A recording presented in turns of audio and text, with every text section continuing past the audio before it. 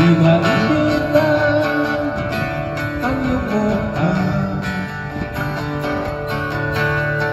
Dahil ba wala kang pera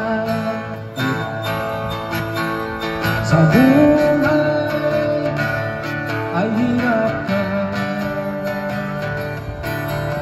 Ito'y sa'yo'y magandang tugon, aking mahal na Panginoon.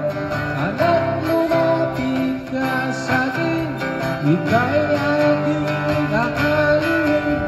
Nahihirapan kong damdamin, ika'y aking pagagaling. Nanghihina mong kaluluwa, ibibigay ko'y kalakasan. Kapatid, nanghihina ka na yata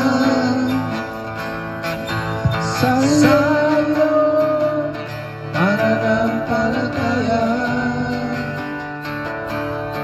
At ika'y kulang na rin